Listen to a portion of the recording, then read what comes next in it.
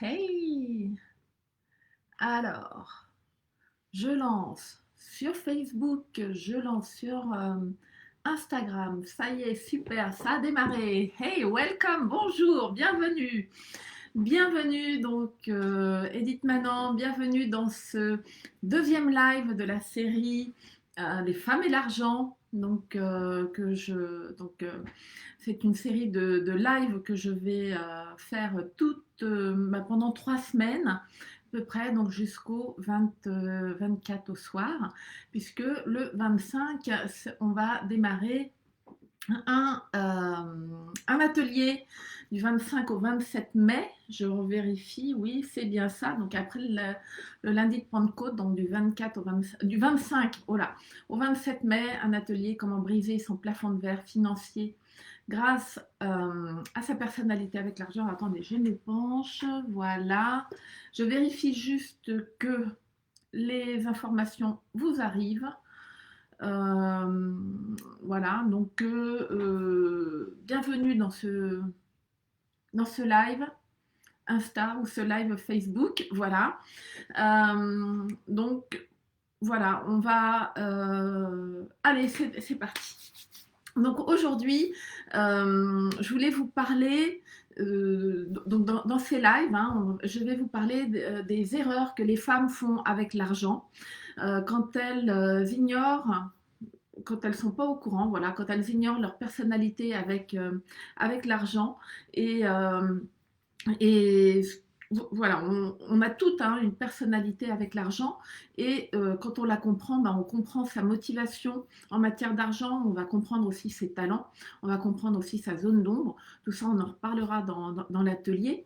Mais là, déjà, ce que je voulais vous dire, c'est que quand on connaît sa personnalité avec l'argent, bah, effectivement, tout devient plus facile.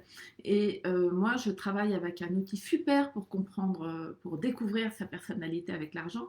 Je travaille avec les archétypes financiers et tous les lives que je vais faire eh bien, vont permettre de voir en fait les erreurs que l'on fait avec l'argent, hein, nous les femmes.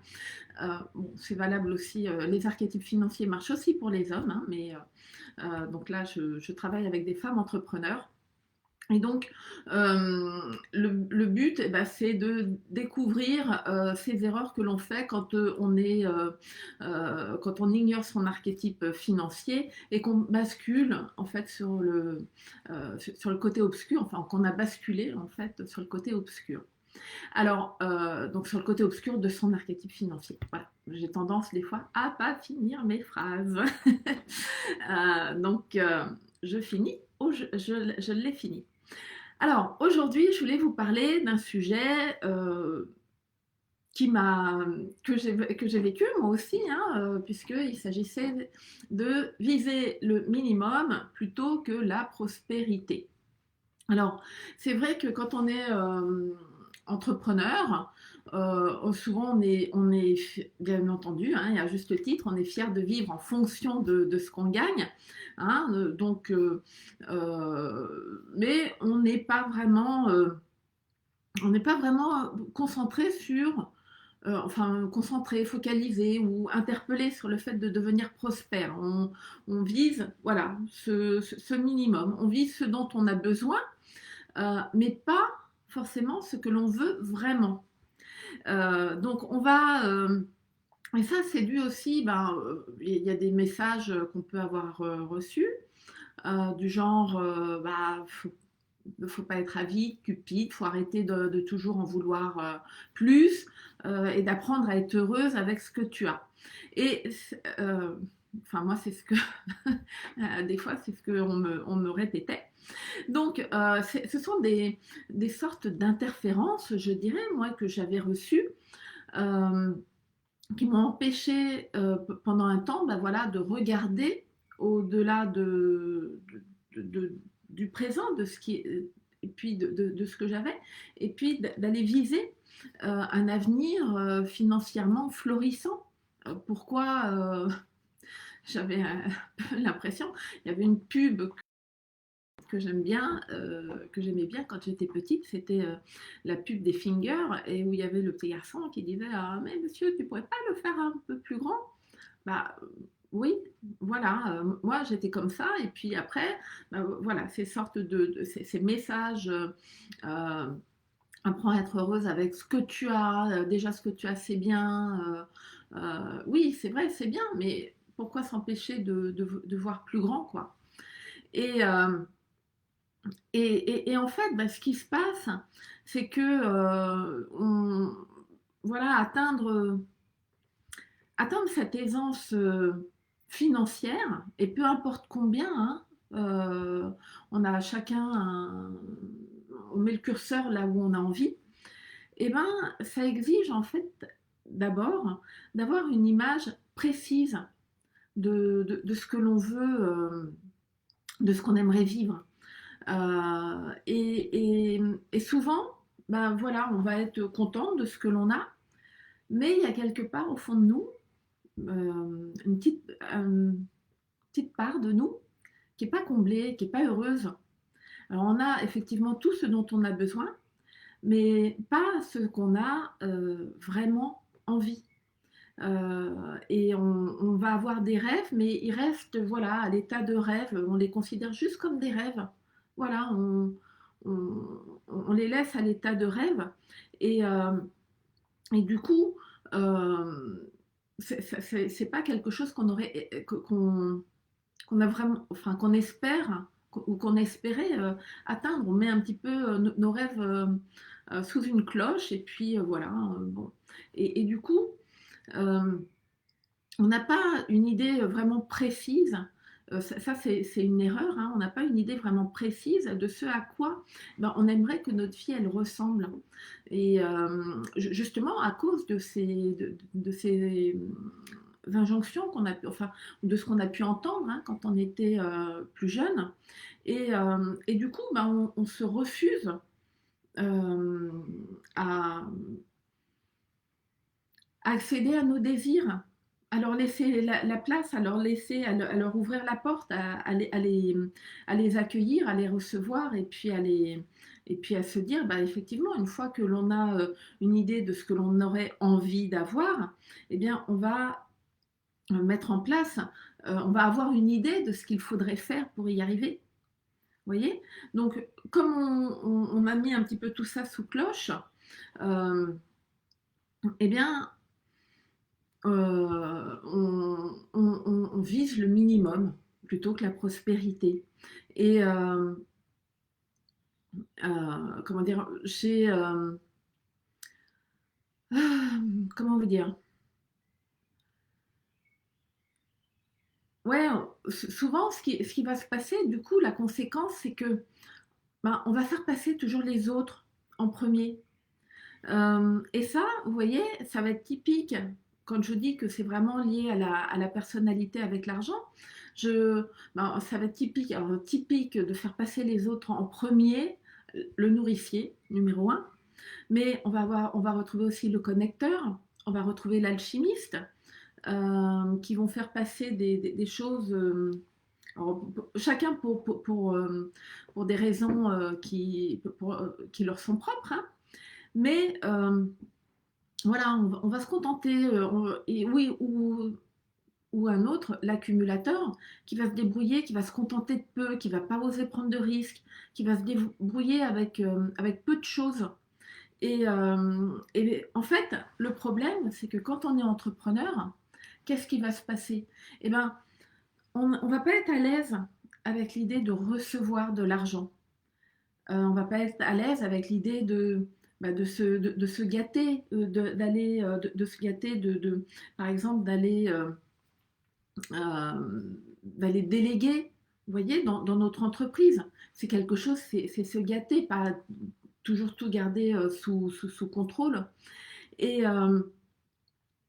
donc, on ne va pas être à l'aise avec le fait de recevoir de l'argent.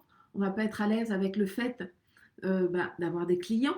Si on va pratiquer des prix très bas, on va même être souvent dans du gratuit.